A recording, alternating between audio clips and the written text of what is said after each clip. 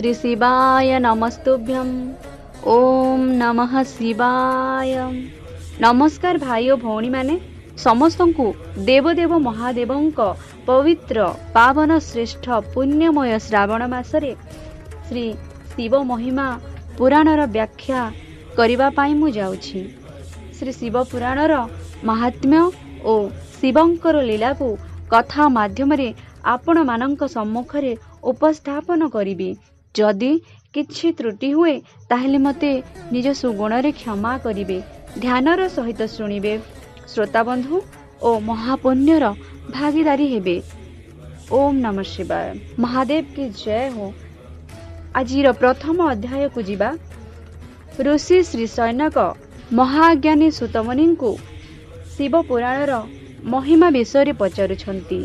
ओ सुतमुनि निजको धन्य मन करी भगवान शिवंकर लीला को जगतर कल्याण पाई कली जुग अर्थात कली काल रे साधु पुरुष मानक साधन विषयक प्रश्नर उत्तर से श्रद्धा भावरी देउछंती। ताहा मु आपण मानक पाखकु शिव पुराणर उत्कृष्ट महिमा को वर्णना करने को जाउछि। चलंतु एही प्रसंगटी को आरंभ करिबा। श्री सैनक पचारिले, हे महाज्ञानी सुतमुनि, आपण तो समस्त सिद्धांतर ज्ञाता प्रभु। पुराण मानक कथारु सारतत्व उद्धार करी मो आगरे विशेष रूपे वर्णना करंतु। मते कहंतु जे सदाचार भगवत भक्ति और विवेक किपरि वृद्धि हुए। साधु पुरुष किपरि सेमानंक काम क्रोधादि मानसिक विकार को निवारण करिथांती। ए कली काल रे जीव माने प्राय असुर स्वभावर होई गलेनी। सेमानंको विशुद्ध दैवी संपद रे संपन्न करिबाको सर्वश्रेष्ठ उपाय कौन? आपण मते एपरि गोटिए शाश्वत साधन कहंतु जहाँ समस्त कल्याणकारी पंथा मध्यरे भी सबोठु उत्कृष्ट और परम मंगलकारी होइथिबो एवं समस्त पवित्र कारक उपाय मध्यरे भी सर्वोत्तम होइथिबो। तात सेही साधन एपरि होइथिबा उचित जहाँ अनुष्ठान कले अंतःकरण अविलंबे विशुद्ध होइजिबो एवं विशुद्ध चित्त व्यक्ति को सदा काल पाई शिवंक प्राप्ति होइजिबो।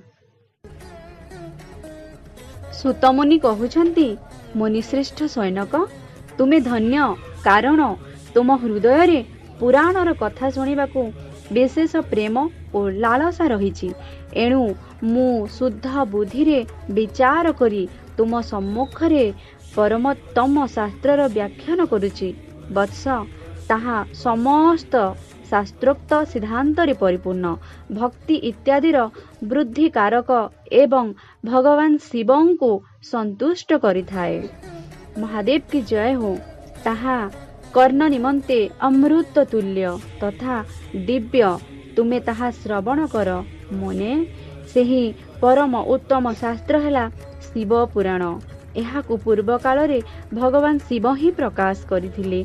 एहा काल रूपी सर्पर घोर त्रास को विनाश करिथाए। मुनि सनत कुमार को उपदेश क्रमे गुरुदेव व्यास बड़ आदर रे एही पुराण को संक्षेप रे प्रतिपादन करिसंती। कली जुगरे जन्म नेउथिबा मनुष्य को परम हित साधन करिबा ही एही पुराणर प्रणयनर उद्देश्य। उक्त शिव पुराण परम उत्तम शास्त्र अटे। एहाकू भूतल रे भगवान शिवंकर वायमय स्वरूप बोली बुझिबा उचित एवं एहा सबु प्रकार सेवन्य। एहार पठन और श्रवण सर्वसाधन स्वरूप।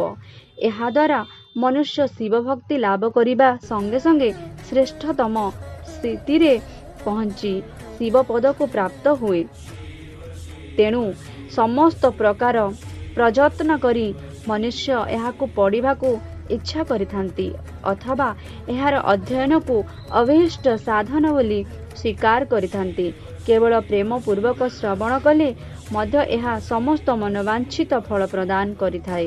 ଭଗବାନ ଶିବଙ୍କର ଏ ପୁରାଣକୁ ଶ୍ରବଣ କରି ମନୁଷ୍ୟ ସମସ୍ତ ପାପରୁ ମୁକ୍ତ ହୋଇଯାଏ ଏବଂ ଜୀବନରେ ନାନା ପ୍ରକାର ଉତ୍କୃଷ୍ଟ ଭୋଗମାନ ଉପଭୋଗ କରି ଶେଷରେ ଶିବଲୋକକୁ ଯାଇଥାଏ। 7ଟି ସଂହିତାରେ ବିଭକ୍ତ ଏହି ଶିବ ପୁରାଣର ନାମକ ଗ୍ରନ୍ଥରେ 24,000 ଶ୍ଲୋକ ରହିଛି।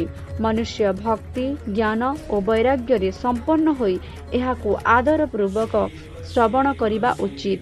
ଉକ୍ତ ସପ୍ତ ସଂହିତା ଯୁକ୍ତ ଦିବ୍ୟ ଶିବ ପୁରାଣ ପରବ୍ରହ୍ମ ପରମାତ୍ମାଙ୍କ ପରି ବିରାଜମାନ ଏବଂ ଏହା ସବୁଠୁ ଉତ୍କୃଷ୍ଟ ଗତି ପ୍ରଦାନ କରିଥାଏ। ଯେ ନିରନ୍ତର ଅନୁସନ୍ଧାନ ପୂର୍ବକ ଏ ଶିବ ପୁରାଣକୁ ବ୍ୟାଖ୍ୟା କରେ ଅଥବା ନିତ୍ୟ ପ୍ରେମ ପୂର୍ବକ ପାଠ କରେ ସେ ଯେ ନିଶ୍ଚିତ ରୂପେ ପୁଣ୍ୟାତ୍ମା ଏଥିରେ ସନ୍ଦେହ ନାହିଁ।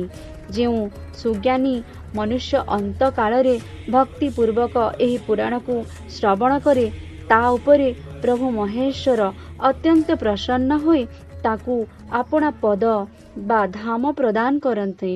ଯେ ପ୍ରତିଦିନ ଆଦରରେ ଏହି ପୁରାଣକୁ ପୂଜା କରେ ସେ ଏ ସଂସାରରେ ସମସ୍ତ ଭୋଗ ଉପଭୋଗ କରି ଅନ୍ତକାଳରେ ଭଗବାନ ଶିବଙ୍କ ପଦକୁ ପ୍ରାପ୍ତ ହୁଏ। ଯେ ପ୍ରତିଦିନ ନିରଳସ ହୋଇ ଶିବ ପୁରାଣକୁ ପଟ୍ଟବସ୍ତ୍ର ଇତ୍ୟାଦିରେ ଗୁଡ଼ାଇ ଯତ୍ନରେ ରଖି ଏହାର ସମ୍ମାନ କରେ ସେ ସଦା ସୁଖୀ ରୁହେ। ଶିବ ପୁରାଣ ନିର୍ମଳ ଓ ଶିବଙ୍କର ସର୍ବସ୍ୱ। ଯେ ଇହଲୋକ ଓ ପରଲୋକରେ ସୁଖ ଚାହେଁ ତା ପକ୍ଷେ ଏହାକୁ ଆଦରପୂର୍ବକ ସେବନ କରିବା ଉଚିତ।